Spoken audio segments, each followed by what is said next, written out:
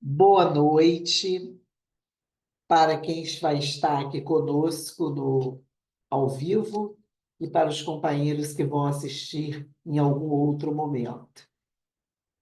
Aqui estamos nós para dar continuidade ao estudo da obra Evangelização no Mais Além, do Espírito Lúcio de Abreu, pela médium Janaína Farias. Faremos a leitura da página inicial do livro Vigiai e Orai, do irmão José, pelo médium Carlos Bacelli. Sinal de grandeza. Aprende a escutar o que os outros dizem. Registrar a intimidade alheia sem divulgá-la é sinal de grandeza. Acolhe o desabafo de quem sofre e não censures quem erra. Por vezes, saber ouvir é mais importante que saber expressar-se em todos os idiomas. Oferece ombro amigo ao coração aflito. Todos carecemos de quem nos escute sem nada dizer. A indiferença aumenta o sofrimento de quem se sente sozinho. Não desconsideres a dor dos semelhantes. A solidariedade nas lágrimas de quem chora equivale a seguro abrigo que se encontra debaixo da tempestade. Um simples sorriso de simpatia e cordialidade pode resgatar uma alma ao abismo.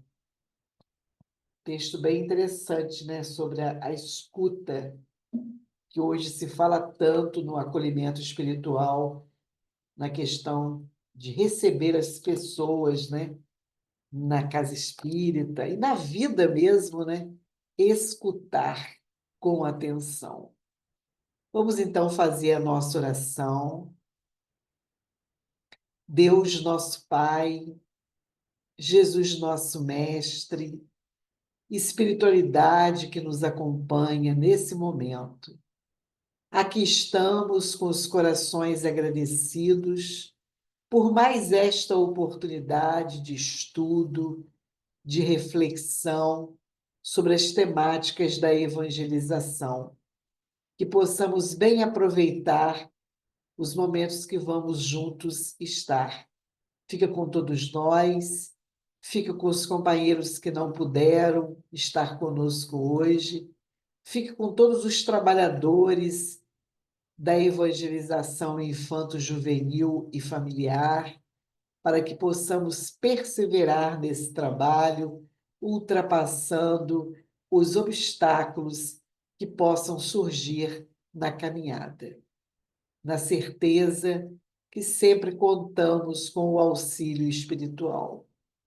Fica conosco, Jesus, hoje e sempre, que assim possa ser.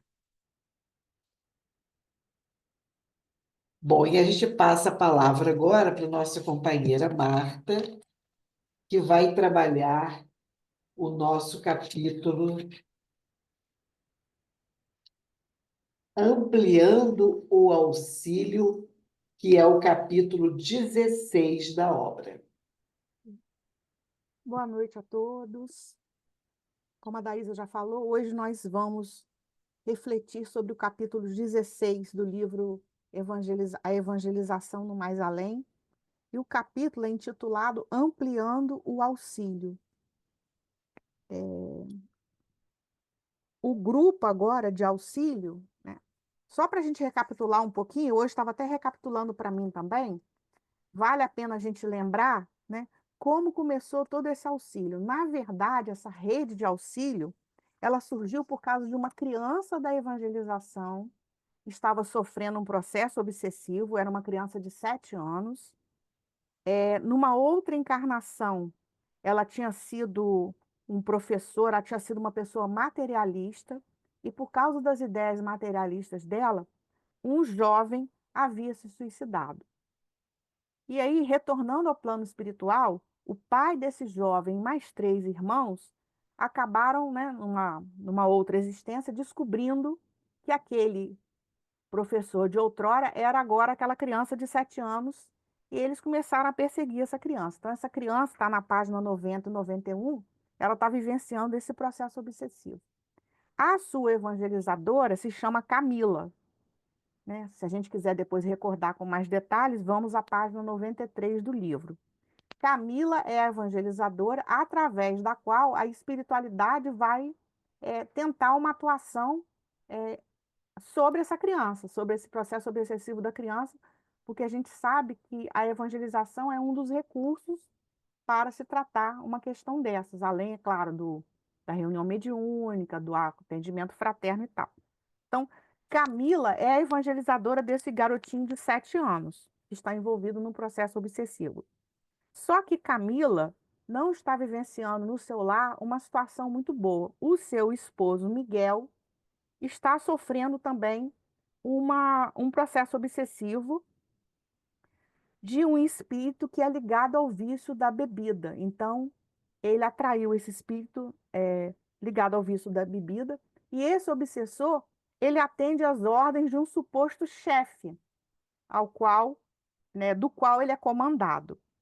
Esse obsessor do Miguel, que é o esposo da Camila evangelizadora, ele tem já na espiritualidade uma esposa chamada Rosário e vivencia uma depressão profunda, porque houve um desencarne causado pela questão da bebida num acidente e ela está sendo também atendida. Então a gente vê quanta gente sendo atendida para chegar nessa criança, que o propósito é atender a criança. Então, eles já haviam feito um atendimento com a ajuda da mãe da Rosário. Eles conseguem fazer um atendimento a Rosário, ter uma conversa com ela, para ela se colocar numa posição de conseguir estar com o esposo na espiritualidade e estar também em mais equilíbrio. Então, depois desse atendimento a Rosário, foi no capítulo passado, a gente vai chegar agora no nosso capítulo de hoje, que é o 16, onde aquela equipe, né, com o doutor Bezerra de Menezes e outros espíritos muito preparados, eles passaram por um curto período de repouso e refazimento para então ter agora uma nova conferência sobre evangelização. Vale lembrar que lá atrás, quando o doutor Bezerra apareceu na cena do livro, ele também fez uma palestra sobre a questão da evangelização. E a gente sabe, como encarnados que estamos, o quanto o doutor Bezerra de Menezes é um espírito ligado às questões da evangelização. Então, nesse primeiro parágrafo, é interessante a gente observar esse período de repouso e refazimento, mesmo aqui sendo trabalhadores, sendo o doutor Bezerra de Menezes espíritos mais elevados, é, é preciso passar por esse período de repouso e refazimento, que não deve ser da mesma forma que o nosso, é claro, mas eu coloquei aqui no meu livro assim, pausas, é preciso a gente fazer pausas quando a gente está na tarefa. E aí, então, eles vão aguardar o doutor Bezerra, né, o período de estudos, uma nova conferência sobre evangelização, e o doutor Bezerra fala com eles, se dirigindo ao Lúcio. Mesmo para nós que possuímos o campo de observação da vida relativamente mais amplo que o dos encarnados, a evangelização é um processo iluminativo de proporções surpreendentes.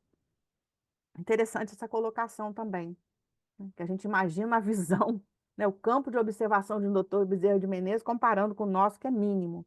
Então, ele fala que mesmo para ele, né, que já tem esse campo de observação da vida ampliado do que nós encarnados, a evangelização é um processo iluminativo de proporções surpreendentes. Então, muito bonito um processo iluminativo, porque não ilumina só a gente, é um grupo de encarnados e desencarnados que está iluminado nesse processo, e de proporções surpreendentes, como no caso aqui desse livro, em que a gente vê com riqueza de detalhes, e para atender a uma criança encarnada de 7 anos, né, que está finalizando o seu processo reencarnatório, quantos encarnados e desencarnados têm que ser atendidos? Então, acredito que para vocês, como foi para mim, nunca tinha visto, que eu me lembre, um caso assim tão específico de evangelização com tamanha riqueza de detalhes, né? Como o Lúcio mesmo coloca no capítulo anterior, vai colocar nesse. Forma uma verdadeira rede. É uma rede imensa de apoio para que uma criança seja atendida. E aí o Lúcio fala: não me canso de enumerar as gratas surpresas dessa semeadora sublime.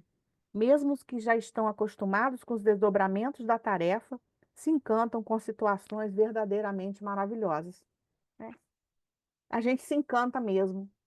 E a gente que já caminhou mais um pouquinho na evangelização, a gente já viu muita coisa. Já viu muita coisa, já leu muita coisa, já vivenciou muita coisa na casa espírita, né? E, e aí a gente vê esse caso, né, tratado com tanto amor, com tanto carinho, com tanto zelo, que a gente poderia pensar assim: ah, mas é mais uma criança, né? Só mais uma criança. Que chama a atenção da gente para isso também. Não é só mais uma criança, né? É alguém reencarnado, no caso, né, que precisa de socorro. Então, faz a gente pensar também, repensar, que cada um que está inserido no processo de evangelização é importante. Todos são importantes. Seja encarnado, seja desencarnado, seja evangelizador, seja família. E aí penso que é um olhar que a gente precisa ampliar um pouco mais. Esse olhar mais atento, né? De perceber que cada um é importante. Porque às vezes a criança está ali e tal, a gente não tá se importando muito, né? Essa semana mesmo estava conversando com uma companheira da nossa casa, vai ter reunião de pais, final de semana, a gente estava falando sobre isso. O quanto que a gente precisa conhecer mais a nossa criança, através da família, buscar esse conhecimento, saber mais da realidade, né, das histórias de cada família, das histórias de vida da criança, para que a gente possa ter mais percepção também de alguma situação que possa acontecer dentro do contexto da evangelização. Agora, se a gente só vê naquele dia ali, né, não sabe nem o nome, não sabe nem de quem que é filho, não sabe de nada, fica até difícil poder ajudar. Alguém quer falar, fazer alguma contribuição desse início aí do capítulo? Ainda não. Tá bom. E aí a Aninha, né? O nosso livro gira em torno da história da Aninha, que é essa aprendiz na espiritualidade.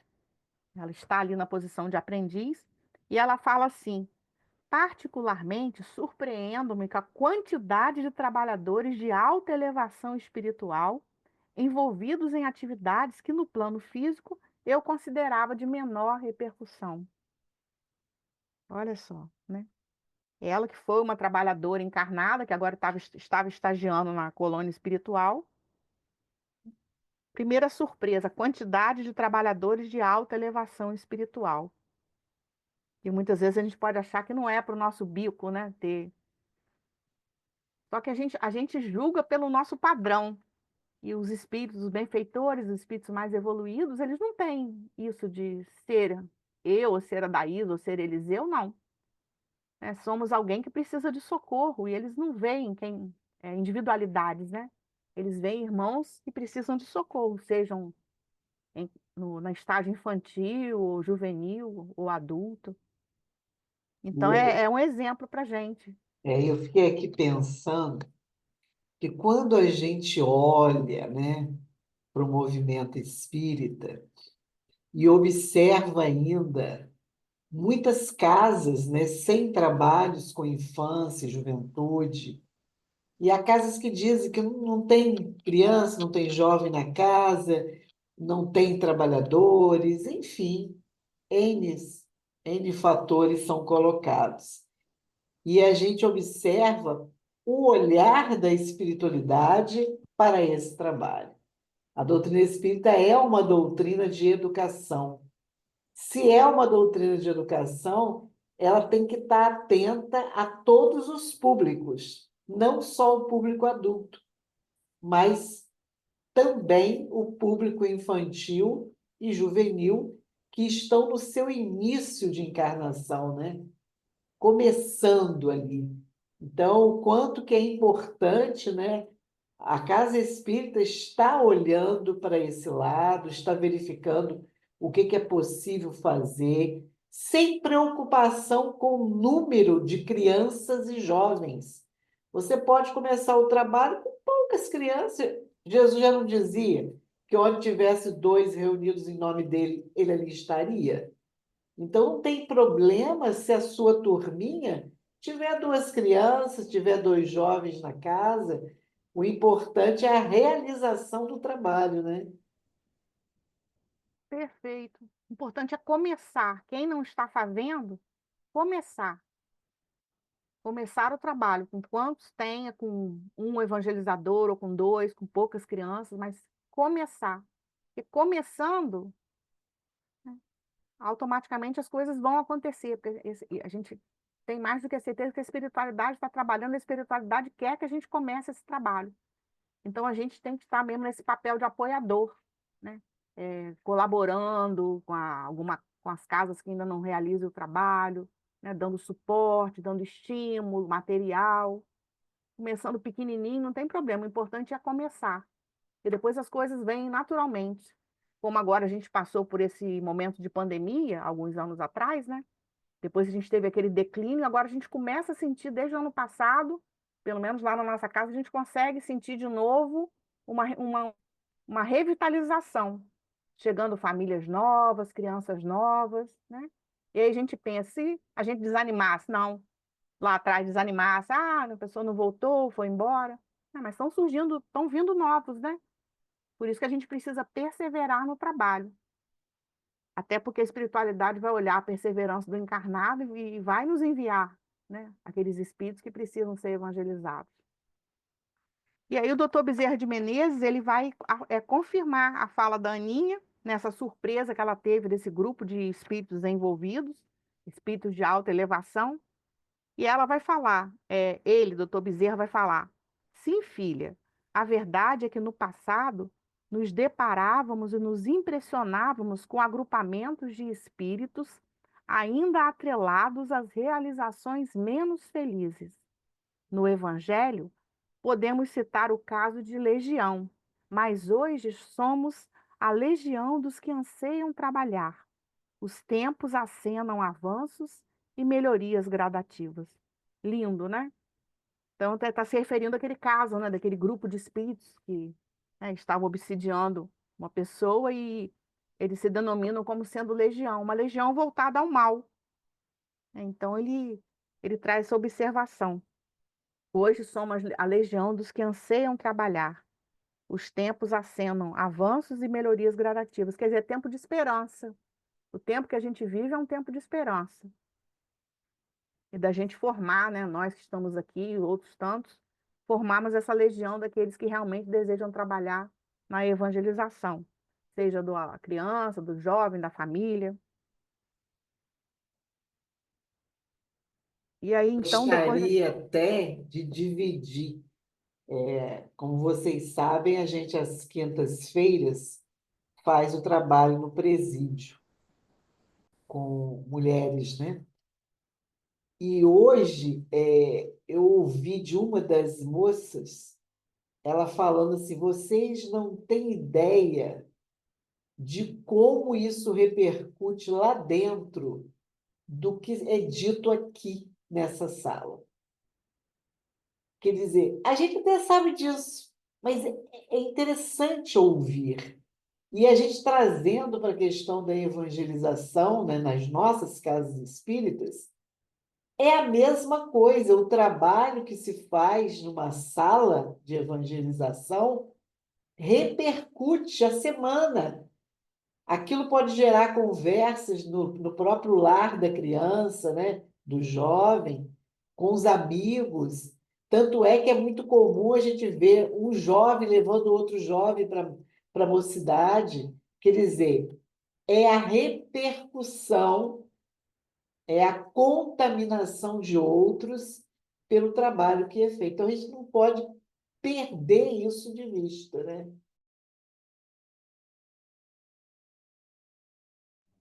Muito bom, Adaísa. A gente não pode perder mesmo, né? O bom ânimo, a, dis- a disposição, o bom ânimo. Isso tem que estar. Nós que evangelizamos, a gente tem que estar com isso muito vivo em nós.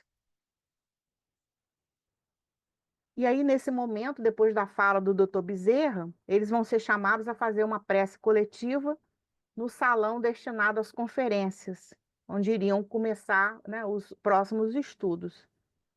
E aí o seu Lúcio fala que naquela noite um irmão, né, capacitado em métodos pedagógicos, falaria sobre o tema processos educacionais nos períodos de transição. Dedicado irmão versado em métodos pedagógicos, né? Mais uma vez, chamando a atenção da gente para a questão da capacitação do trabalhador, né? O quanto a gente deve buscar, o que a gente está fazendo aqui nesse momento, é buscando se capacitar, estudar, refletir, para se preparar mais para estar inserido, né, com mais capacidade nesse processo educacional. Né? Lembrando que isso é uma coisa que se dá com o tempo. Né? O importante é que a gente comece o trabalho com o que a gente tem de cabedal e depois isso vai se aprimorando no decorrer do tempo. Oi, Sabrina. Só para complementar o que você falou, a gente tem que estudar muito para poder dar aula, porque eles perguntam muito, né? Eles têm muita curiosidade. E eu fico imaginando, talvez, se eu não tivesse a gente é obrigado a estudar, não adianta. Tem que estudar mesmo, porque eles estão muito afiados. Eles perguntam tudo e tal. Até mesmo assim de atualidade, essas coisas assim. Eu até vou dar uma aula eu ia dar uma aula, mas agora eu vou dar uma aula do Divaldo, né? Que o Divaldo ele partiu essa semana, ele como exemplo e tudo. Aí eu fico imaginando que se eu não fosse evangelizadora, será que eu estaria estudando tanta doutrina assim? Eu não estaria, não. Eu estaria lendo um livro ou outro, claro, mas eu não estaria assim, tão dedicada. Sendo sincera a vocês, tá, gente? Eu não estaria tão assim, dedicada a estudar a doutrina sendo evangelizadora. Só uma observação, tá? Muito boa observação, por sinal. Eles estão muito afiados nas perguntas, nos questionamentos, eu também percebo isso. Sim, E a gente acaba aprendendo outras coisas das quais a gente não tem conhecimento, né? Estou com um menino lá de 10 anos, né? E ele é muito inteligente e jogos de computador e tal. Aí ele fala muito em Minecraft, tá? Eu fui falar para ele, ó, me explica o que que é isso aí que a tia tá por fora. Explica como é que isso aí funciona, como é que é esse Minecraft. Aí começou explicando como é que era. Então, a gente também vai aprendendo com eles, né, naquilo que eles têm mais saber do que a gente, para a gente também não ficar ultrapassado sim, ali. Aí sim, estava passando o mesmo. filme do Minecraft, ele tinha visto, parará, né? Então, é isso aí. Mas com certeza o que você está falando é na realidade. Ser evangelizador é um impulso para a gente, né? É uma necessidade para nós evangelizadores realmente estudarmos. Não só porque eles fazem perguntas, né, mas porque a gente realmente precisa estudar. E aí é um convite ao estudo. A gente vai se aprimorando. Muito bom estudar. Então, aqui entrou essa questão da capacitação, né, desse irmão especializado nesses métodos pedagógicos. E aí, quando termina esses momentos de estudo, o Lúcio coloca como maravilhosos, eles vão então seguir dando agora continuando o procedimento de auxílio evangelizadora, que é a Camila, né? Que é a Camila. Então, agora, eles já tinham tido acesso no capítulo passado a Rosário, através da mãe dela, estava naquele estado muito depressivo, conseguiram, né, minimizar um pouco a situação dela. E agora eles vão fazer um atendimento mais ostensivo ao esposo de Rosário, que era o espírito ligado ao marido da Camila, né, pelo vício da bebida. Aí esse trecho aqui eu achei assim maravilhoso. A gente vê a delicadeza dos benfeitores espirituais, né, de Dr. Bezerra de Menezes. Então, esse obsessor, ele fazia tempo que ele não via esse chefe. A gente sabe que na espiritualidade existem esses grupos de espíritos que trabalham sob o comando de outros espíritos, né? E eles têm uma dedicação mesmo ferrenha a esses chefes. Então ele estava meio atordoado porque ele fazia tempo que não tinha contato com esse chefe. E aí o Lúcio vai trazer para a gente uma reflexão, né? Quando Jesus fala, fere o pastor e dispersam suas ovelhas. Todo aquele que se sente de alguma forma subordinado a alguém, quando se vê isento da liderança em que confiava, confunde-se, fica fraco, né? Se enfraquece. Isso é no campo positivo ou no campo negativo. Então, o grupo de espíritos, já agora, né, na casa, na terra, no ambiente da Camila e do esposo, Miguel, eles encontram aquele obsessor do Miguel, já sem a influência do chefe, meio desatinado, né, inquieto, andando de um lado para o outro, meio assim, sem saber o que fazer. E aí eles se aproximam com cuidado e respeito, e doutor Bezerra de Menezes, então, se faz visível para ele e dirige a palavra muito carinhosamente. Amigo, como vai? E ele responde: vamos indo conforme se pode. Quem é o senhor? Um amigo, chamam-me Adolfo. E o espírito fala: estou aflito, aguardando notícias do meu chefe sobre umas coisas muito importantes, sabe? Mas elas tardam. Bem sei, meu caro. Sabe? Sim, pois sou eu mesmo a trazer-lhe as novas que solicitas. O senhor, meu chefe, lhe enviou? O chefe de todos nós me incumbiu a vir. E aí deixou o espírito confuso. Ora, que inesperado! Aguardo há tanto tempo que não imaginava ser assim de súbito. Que me diz então, senhor? Aí Bezerra fala para ele: o senhor anseia ver sua jovem esposa, não é isso? Isso mesmo. Pois venho chamá-lo a vê-la, que era Rosário. Agora, sim. Mas e meu posto? Temos aqui o nosso amigo Lúcio, que o substituirá. Não se preocupe. Vou dar uma paradinha aqui. É, a delicadeza, o anonimato, né? Tudo assim. Eu fico encantada com essa delicadeza desses espíritos superiores, que se fosse a gente ia dizer nosso nome, né? Ah, eu sou fulano, da tal, tal, tal, né? Tá achando uma grande coisa. E eles que têm uma superioridade espiritual chegam com uma simplicidade, com amor, né? Sabendo que aquele espírito era um obsessor, que estava perturbando o Miguel, que aí a Camila também estava perturbada, né? Mas eles chegam assim com essa leveza, com essa suavidade, né? De quem realmente está ali para socorrer, independente de quem aquele espírito é, que é um obsessor, mas está ali com amor, né? E se coloca com amor, com humildade.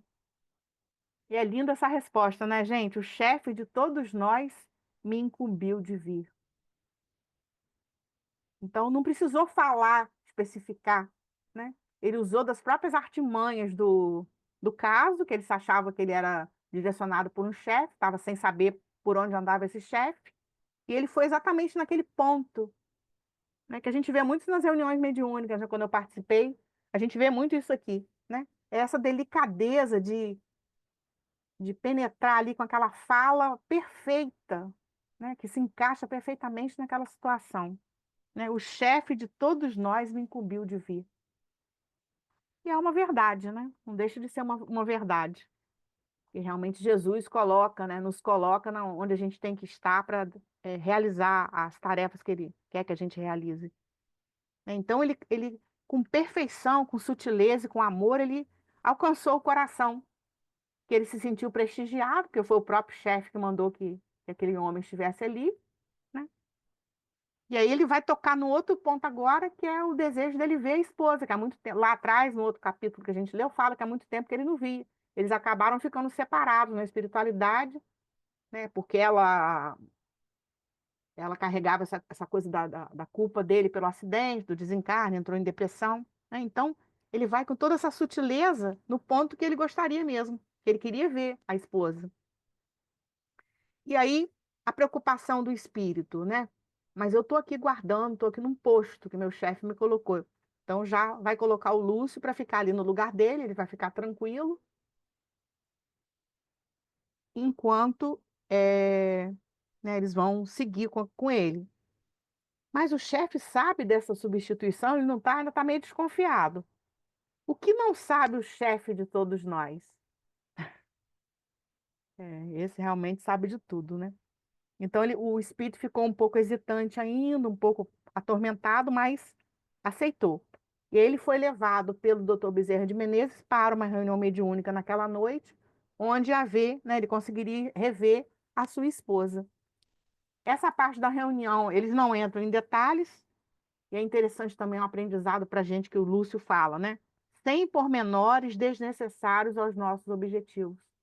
Eu grifei isso aqui no meu livro. É aprendizado para a gente também, de detalhes, assim, vamos trazer para o processo de evangelização no nosso dia a dia da casa espírita. Há detalhes que a gente até vai ter conhecimento, mas que vão ficar só para a gente, que não vão ser necessários que a gente leve adiante, porque eles não vão ser úteis. Então, muitas vezes, nas nossas conversas, né, com companheiros ou com pais, a gente às vezes é informado de algumas situações, de alguns detalhes, mas que não precisam, não seria nem não devem, né? Não precisam, por serem desnecessários, que a gente passe adiante. Até porque é muito importante o estabelecimento da confiança mútua. Então, a gente muitas vezes recebe informações que devem morrer com a gente, né? Que se for desnecessário ao processo, ao objetivo, ao nosso trabalho, né, devem morrer com a gente não deve levar adiante. Aí entra uma coisa muito importante que é o aprendizado dentro da tarefa, não só da evangelização, mas de outras tarefas, que é a gente silenciar, né? Eu me lembro que quando eu comecei a participei de reunião mediúnica por um tempo, né, e a gente aprendia isso no início, que tudo que você ouve ali, né, acabou a reunião, permanece ali naquela sala. Então, a gente aprende, né, por aqueles que nos antecederam, a ter esse respeito com o que é passado numa reunião mediúnica, e eu diria que com muitas outras coisas da casa espírita, inclusive da evangelização.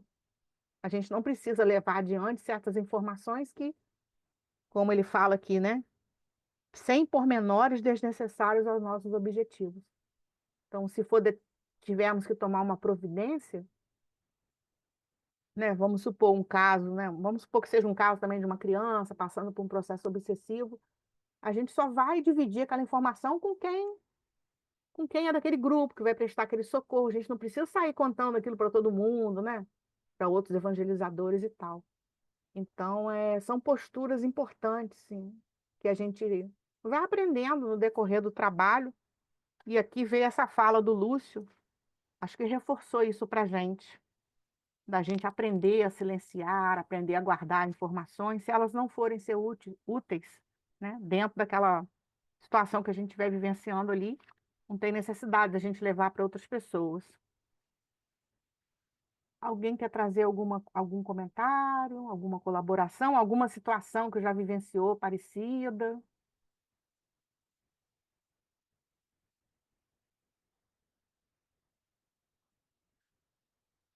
Então, vamos seguir mais um pouquinho.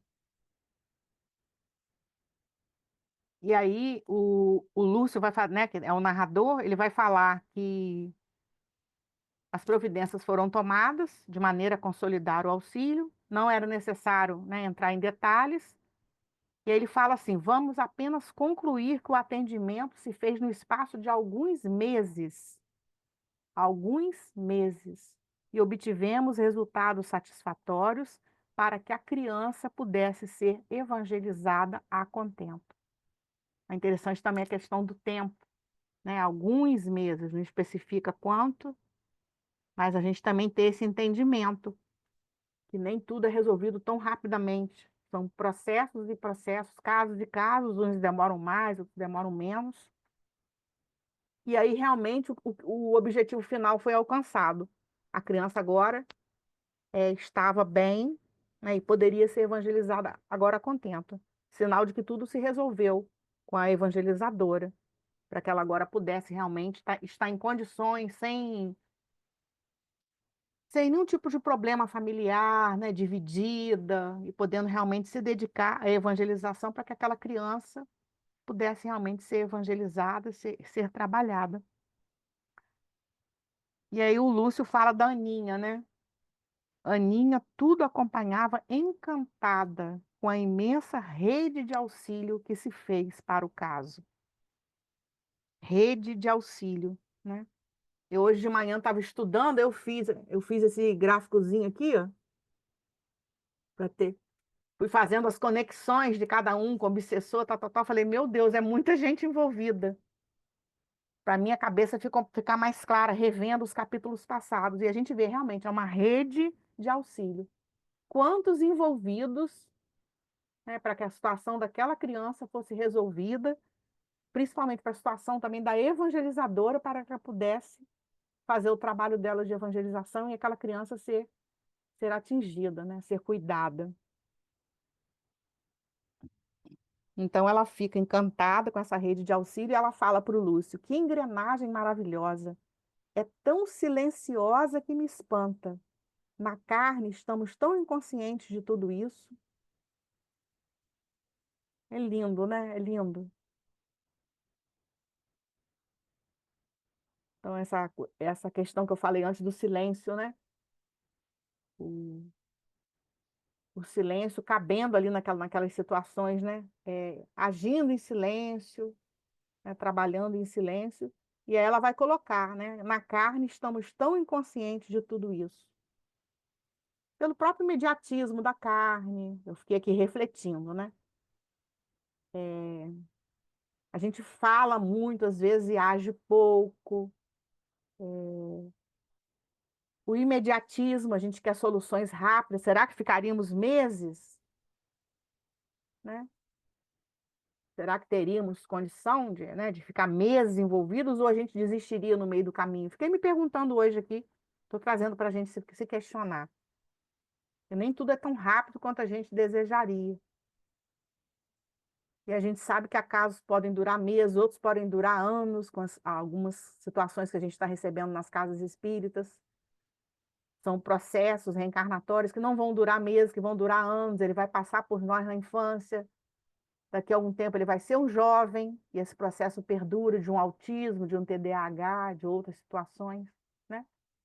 E eu fiquei me perguntando hoje, será que nós estamos preparados para isso? Para ter essa paciência, esse silêncio, essa ação ao mesmo tempo, né? De esperar que a gente vai ter que estar na evangelização de infância, quem está trabalhando com aquele espírito, preparando para que ele chegue, né, à mocidade, que ele siga o seu ciclo reencarnatório, vai chegar à vida adulta. Porque eu tenho pensado muito, sabe, gente, como essas questões são muito atuais, são novas para a gente. Será que a gente tem pensado sobre isso? Porque está chegando, né? Eles estão chegando aos poucos nas nossas casas.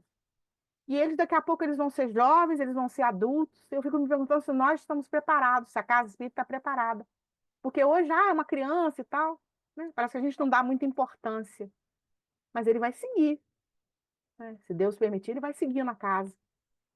E será que a gente está se importando? Será que a gente está se preparando? Né? Eu sempre falo lá na nossa casa, olha, daqui a pouco está chegando aí para vocês. Então, né? Porque parece que está restrito ali, é uma criança, mas passa rápido, né? Daqui a pouco já é um adolescente, um jovem, um adulto, e vai estar ali com a gente. Né? Será que nós, casas espíritas, estamos preparados para conviver com esses irmãos? E aí não falo só preparados em termos de conhecimento, não.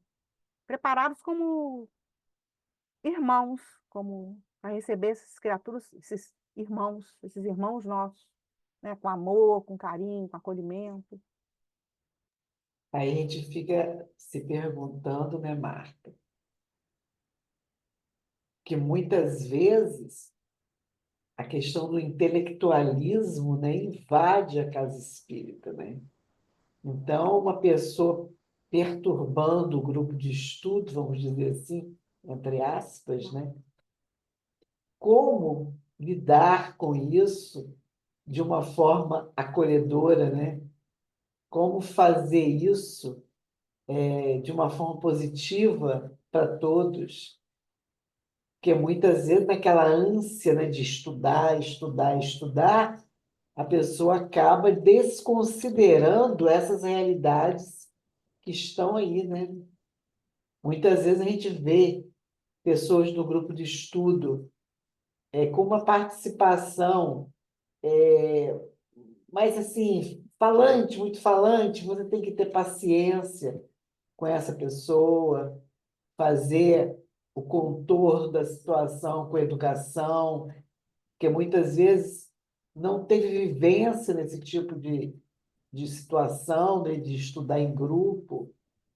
E se for, então, autista, TDAH, nós não sabemos.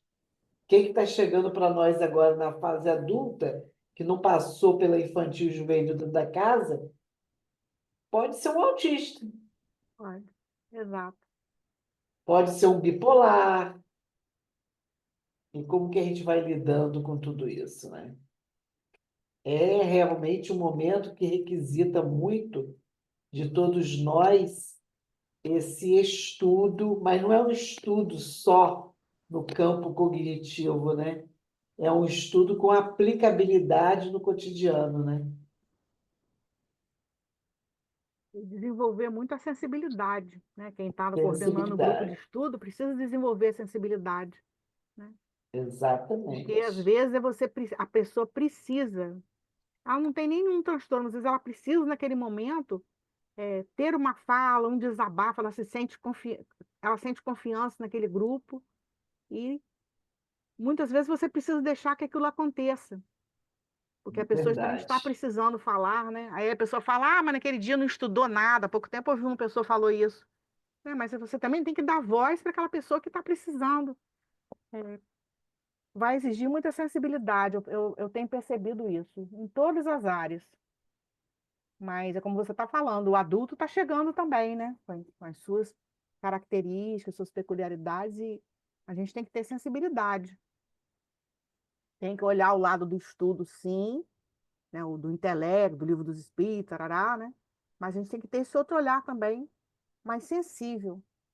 Hoje Porque também o que eu, adianta, né? Desenvolver tanto o intelecto, saber tanta coisa do livro dos espíritos, se o outro ficou desassistido, se ele ficou colocado de lado, se ele não foi acolhido, se ele não foi ouvido, né? A gente não sabe o que passa na cabeça nem no coração das pessoas quando você olha, né? Será? hoje O eu, que que ele pode fazer depois? Ele pode cometer um suicídio? Exato. Hoje eu ouvi um companheiro de uma casa, que ele está no trabalho, né? E ele falando que ele olha para a plateia nas reuniões públicas e ele percebe que muita gente está boiando, não está entendendo o que está sendo dito ali. Quer dizer, isso é muito sério, gente. É preciso se ter atenção com essas pessoas que estão chegando via palestra pública, que pode ser até um jovem ali sentado no salão da palestra pública. Aí eu estava até conversando com ele sobre o ESD, o Estudo Sistematizado da Doutrina Espírita, que é um estudo introdutório, dá uma passada na obra básica toda, né? Então, quer dizer, essa atenção com quem chega, no que você está levando, como está levando esse conhecimento, tanto para as crianças, como para os jovens, como para os adultos. De que adianta aquela palestra bonita, falando coisa difícil, e a pessoa sem entender nada? Ou mesmo na evangelização, abordando um tema que não seja pertinente àquela faixa etária. Então, a gente tem que estar com muita atenção nessa adaptação, nesse método que a gente vai estar usando para poder envolver as pessoas, né? E a gente está recebendo lá no Joana Dark, esse ano a gente recebeu algumas crianças que não tinham, crianças de 7, 9, 10, que não têm, até um pouquinho, até 11, que não têm vivência em evangelização espírita. Então tem que ter essa atenção. A gente fala com a naturalidade, o médium, mediunidade, aí tem que perguntar, vocês sabem o que é mediunidade? Vocês sabem o que é médium? Às vezes até já sabe, né? Mas tem que dar aquela paradinha, se você falar algo diferente, tem que dar uma paradinha, perguntar, né? Porque muitas vezes, dependendo também, às vezes não perguntam, se já for 11, 12, já fica mais envergonhado de perguntar, já está naquela fasezinha que já não pergunta muito. Então, precisa de muita sensibilidade mesmo, né? Nós precisamos desenvolver, na verdade, essa sensibilidade. Uhum. E aí né, a Aninha falando que na carne estamos tão inconscientes de tudo isso. Aí o Lúcio vai falar. Podem alegar os irmãos encarnados que não captam com os recursos da visão e audição plena o que aqui testemunhamos, mas não podem se dizer inconscientes do trabalho, pois as obras básicas da doutrina, que todo evangelizador deve conhecer, descrevem a imensa bondade de Jesus no que diz respeito ao auxílio a todos nós. Não podemos afirmar, encarnados ou desencarnados, que desconhecemos a imensa significação da evangelização e a gravidade de seus objetivos. Então, aqui entrou o que a Sabrina falou, a questão do estudo, né? O evangelizador deve conhecer. Então, estudar as obras básicas é nosso dever. E aí, estudando as obras básicas, a gente vai perceber essa grande bondade de Jesus, que é o nosso modelo e guia. Como ele fala que a bondade de Jesus, que é auxílio para todos nós, e que nós devemos seguir esse modelo com aqueles que estão, né, na nossa evangelização, aqueles com que a gente está envolvido. Então, a gente não pode dizer que desconhece. Interessante, né? Porque como a gente conhece a figura de Jesus, e sabe que ele foi e continua sendo amor e bondade por todos nós, né, nós devemos nos guiar por ele, né? Ele é o nosso modelo e o nosso guia. Achei muito interessante aqui que Jesus foi o maior evangelizador que já passou pela terra. Se a gente conhece Jesus, a gente não pode dizer que desconhece o significado da evangelização e os objetivos, né? A importância dos seus objetivos. Porque Jesus evangelizou a todo momento, né? Todo momento. Nenhuma fala, nem nenhum ato do Cristo foi em vão, né? Foi sempre para deixar um ensinamento, deixar deixar algo para nós, né? Para a gente pensar.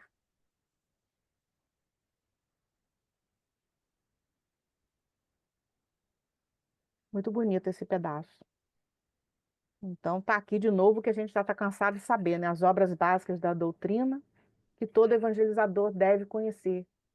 E, infelizmente, eu digo, a gente vê um certo esquecimento das obras básicas.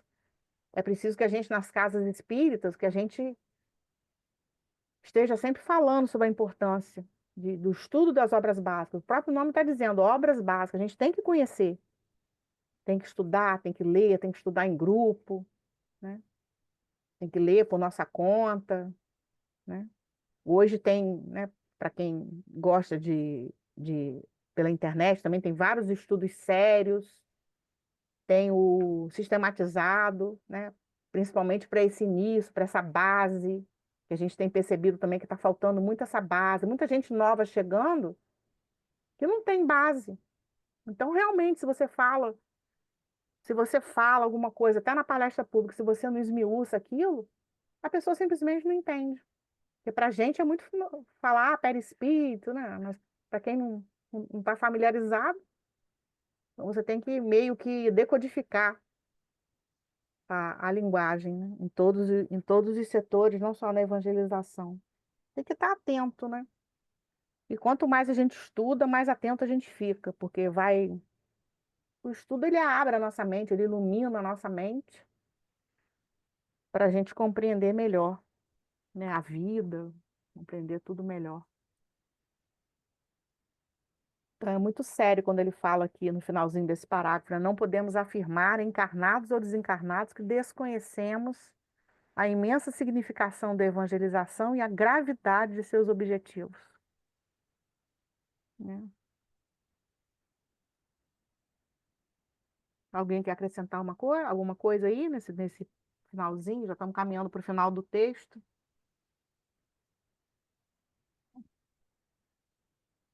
Ele vai fechar aqui com chave de ouro, né? Eu tô rindo, mas não é para rir, não, porque essa passagem aqui, ela tem, eu acho ela, sempre acho que ela tem um pouco de graça, mas não é graça, é graça para a gente Sabrina pensar. levantou a mão, Marta. Fala, Sabrina. Pode falar, querida. Não, eu acho que também, é, além das obras básicas, né, falar muito da vida de Jesus, né, porque a gente fica falando, né, de espiritismo e tal, de doutrina, mas eu acho que tem que falar da vida de Jesus, das parábolas, né, porque ele foi nosso exemplo maior. Afinal, a evangelização é isso, né? Então a gente também não pode se perder, como se mesmo falar, vamos falar de espírito, perispírito, vamos falar. Não, mas vamos falar agora de Jesus, vamos, né, da vida de Jesus. Isso também tem que estar presente, eu acho, Com sabe? certeza. É. O A gente sempre tentar nosso fazer esse mix, né? Quando a gente planeja a isso, evangelização, fazer esse mix, nunca deixando de fora colocar o evangelho. isso, colocar, assim, agora eu tô colocando nos vídeos e tal, sobre a vida de Jesus, um pedaço mesmo. Esses dias foi o tema da aula, foi um do que os alunos pediu, né? E assim, por que que ficar em cima do muro é errado? Né? Ele colocou isso como tema, e a aula foi sobre isso. E aí eu coloquei, quando Pilatos lavou as mãos, aí eu coloquei aquela passagem em um vídeo, né? Falei assim, ó, por que que lavar as mãos, né? Daqui que veio lavar as mãos, ó. Aí, sim, aí falou assim, ó, daqui, de Pilatos. Por que que não fazer o bem também é errado? É que ele poderia ter feito. Então, assim, sempre tentar encaixar ali a vida de Jesus, na evangelização também. Acho muito Perfeito, importante. muito importante. E aí entra também no contexto das obras básicas, que é o Evangelho segundo o Espiritismo, né? Que é para nós o Isso aí, embasamento, né? isso Trazer os aí. temas do Evangelho são super importantes, fundamentais. Sim, sim, Até porque, né, a gente está vivendo um mundo de provas e expiações e a gente precisa conhecer o Evangelho, porque na hora das dificuldades é esse Evangelho que vai nos sustentar, né? sim. Uma vez eu estava ouvindo aquele Aloysio Elias, que é lá de Minas, que faz o estudo minucioso, humildinho, né, estudo minucioso do Evangelho. Aí ele estava contando um caso, e ele era evangelizador de mocidade na época. Aí os jovens, né, a gente já foi jovem, perde aqueles temas extraterrestres, aquelas coisas. Aí ele foi resolver conversar com o grupo jovem dele. Ele falou: "Ó, não, tudo bem, nós vamos selecionar alguns desses temas de interesse de vocês, mas vamos estudar o Evangelho." Aí ele disse isso que eu acabei de falar. Porque na hora da dificuldade, né, o que vai nos sustentar é o evangelho, né? Não vai ser falar dessas coisas, assim, desses temas que os jovens gostam, são importantes, sim. Mas a gente precisa fortalecer nas nossas casas, na nossa evangelização, o estudo do evangelho. Tanto para nós adultos quanto para as crianças. Trazer a figura de Jesus para eles como uma figura conhecida, né? Começa com aquele boneco de Jesus lá, bem pequenininhos, né? Vamos abraçar o boneco, deixar o boneco ali na salinha, e ele saber identificar que aquele é Jesus, ele precisa do concreto, né? E aí a gente vai Sim. Como crescendo com se esses fosse uma conhecimentos, coisa, né? como se fosse um familiar, como se Exatamente, fosse um irmãozão, né? um irmão maior. Especial que a gente sempre pode contar, É. Eu né? lembro, Então isso aí. tem que Eu- ser uma coisa bem familiar. Ó, Jesus sempre é, está falando dele, né? É exatamente. o nosso exemplo. E eu acho que tem que bater a tecla nisso daí. É verdade, concordo plenamente. Eu E deixo até aqui, então, não sei se todos conhecem, o material do Evangelho Redivivo que a FEB vem estudando. Vocês já todos já conhecem esse material? Não. Mar- São vários livros, Sabrina. Tem o Evangelho de Uhum. Mateus, o Evangelho de Marcos, de Lucas, Uhum. estudado e de uma forma muito interessante, porque vai trazendo os textos dos evangelhos mas vai analisando, entendeu? sim. Vai fazendo link, inclusive, com a realidade. É um material muito rico Uhum. para ajudar no trabalho da evangelização de Você crianças e de coloca lá no jovens. grupo para mim, por Vou favor. botar. Tem em PDF, tá? É um Tá, material joia. maravilhoso. E, Ah, inclusive, legal. o primeiro livro traz a metodologia do estudo, tá? Que é muito Uhum. interessante. Eles usam a Legal. maêutica socrática, a questão do método de Kardec, né, o indutivo, e Uhum. aquelas 4 palavras do livro de Alcione, renúncia, conhecer, Sim. meditar, sentir e vivenciar. A proposta do estudo, inclusive, passa por essas 4 palavras. Não adianta só conhecer. É meditar, é Uhum. sentir e vivenciar. Eu estou fazendo, inclusive, o curso e é muito interessante a abordagem Hum, deles nesses entendi. livros. Eu li esse livro, Renúncia, né? Até fala sobre que Emmanuel foi um padre, né? Isso, Só Padre achei o livro Daniel. muito triste. Eu achei muito triste mesmo. Todo mundo gosta desse livro, só eu falei assim, gente, só eu que achei ele muito triste, é muito. Mas Eu ele é achei o final muito dela muito forte. triste. Mas ele é É, forte, é ele assim, é mexe. assim. Mas eu achei ele muito triste, fiquei arrasada com o final. Mas é muito É. bom. É, Mas ela traz essa reflexão da necessidade de estudar o Evangelho no miudinho. só aproveitando o Verdade. gancho da Sabrina do Evangelho, né? Na época da pandemia, a gente começou estudando, assim, a gente começou estudando parábolas e tal no online com as crianças. Aí, quando a gente voltou para o presencial, a gente instituiu lá no Jonadá, quer dizer, não que a gente não estude temas do Evangelho, mas a gente tem todo mês, quase todos os meses, fora quando tem projeto, a gente tem o final de semana, que é o estudo do Evangelho. Aí vai do maternal até os adultos. A gente escolhe um tema e toda a casa estuda esse mesmo tema. Então, a gente propõe referências de estudo e a gente constrói, né? Inclusive, mês passado, mês de abril, a gente fez sobre a pesca milagrosa, foi muito legal também na evangelização de infância. Porque aí todo mundo fica antenado na mesma ideia, e é muito legal também que acaba os pais estudando o mesmo assunto dos filhos, e aí surgem várias ideias legais, e com propósito para os maiores, né, para a mocidade, grupo de adultos, desse aprofundamento do Evangelho Redivivo. Trazer um aprofundamento também, sair daquela mesmice, né? Ficar naquela mesmice que a gente sempre fala das mesmas coisas e propor um aprofundamento dos temas, Você quer trazendo para a ver, realidade. você quer ver uma parábola que, para mim, ela é desafiadora. É a parábola da figueira estéril. É uma parábola muito interessante e atual, né? Que não é muito trabalhada, porque Não. tem algumas parábolas que são muito trabalhadas na casa, Uhum. né? Semeador, bom samaritano, filho pródigo, né? Credor incompassivo, tudo bem. Mas a figueira estéril, ela é muito provocadora. Eu Fica nunca aí, estudei assim Sabrina, profundamente, não. fica aí para te Agora eu tô pensando, provocar. agora eu tô pensativa, eu vou ver se eu encaixo.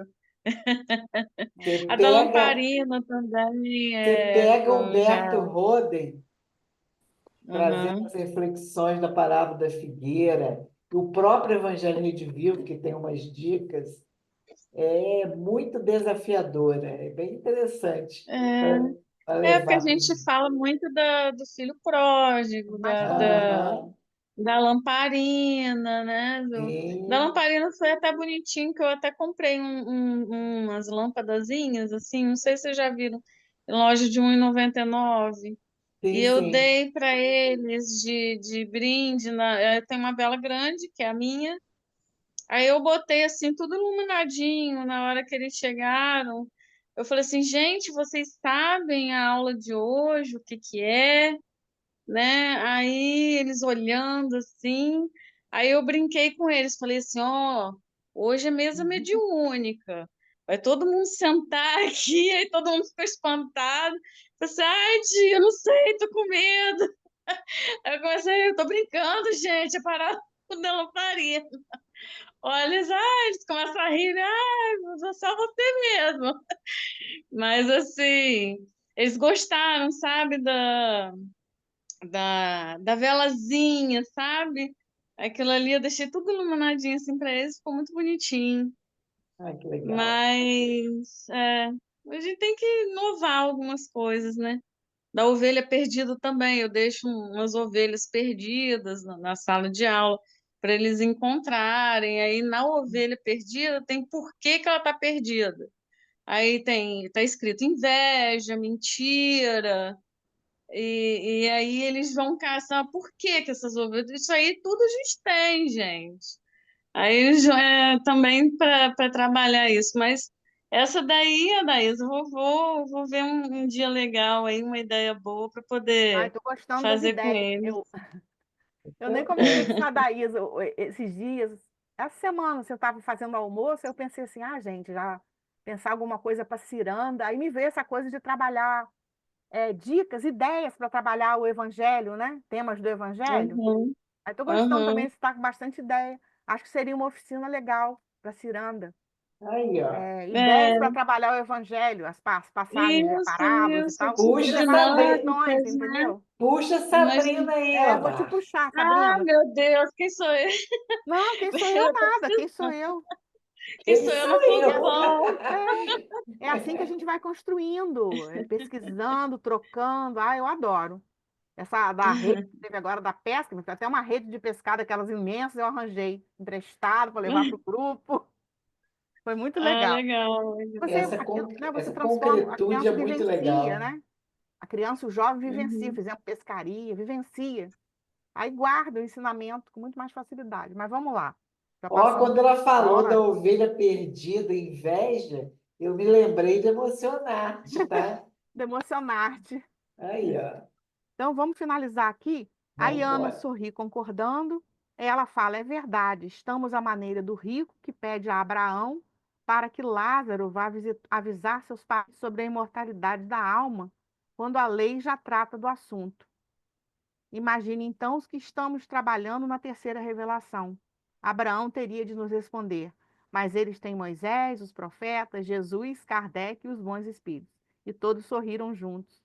Aqui faz uma referência àquela passagem do rico e do Lázaro, que o rico tinha tudo, vivia lá com seus manjares, né, com a sua riqueza, e o Lázaro é, era um mendigo, ele ficava catando os sobras de comida do rico para comer. Aí, quando eles desencarnam, o, o Lázaro vai para um lugar muito bom na espiritualidade, no Evangelho fala que o rico foi para o inferno, foi para o lugar ruim.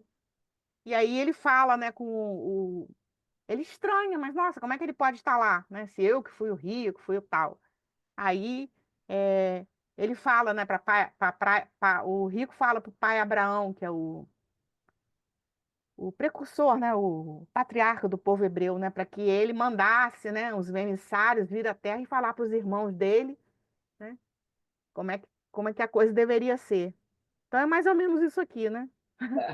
Ele faz essa alusão a essa passagem, né? Então, nós já sabemos da imortalidade da alma. Não tem que chegar lá no plano espiritual e pedir para avisar os nossos familiares. Nós já estamos falando por aqui sobre isso, né? Nós já temos Moisés, profeta, Jesus, Kardec e os bons espíritos. Nós já estamos sintonizados com essa turma toda. Então, vamos aproveitar a oportunidade, né? Muito Gente, bom, Marta. obrigada, boa noite. Foi muito bom, né? A gente está chegando ao final do livro, né? Exato. Vamos para o último É, capítulo. Muito bom esse Gente, estudo. muito bom aí, Marta. Obrigada. Nada. Nós passamos já um pouquinho do nosso horário, tá vendo? A gente foi se envolvendo. Vamos então fazer a nossa prece e logo a seguir eu só tenho um recadinho. Sabrina faz a prece para gente? oi, faço, faço sim. Vamos lá. Fechar nossos olhos, elevar nossos pensamentos a Jesus, nosso irmão maior, nosso mestre. Muito obrigado, Senhor, por estarmos aqui, reunidos em seu nome, para mais um aprendizado, para mais uma orientação, inspiração, e saber que a espiritualidade amiga está sempre conosco, nos amparando, nos inspirando para uma evangelização melhor, mais acolhedora, mais inclusiva, e que a espiritualidade continue a nos inspirar nos nossos estudos, no nosso dia a dia e na evangelização. Fique conosco hoje, Jesus, que assim seja. Gente, nosso agradecimento a todos. Eu só gostaria de lembrar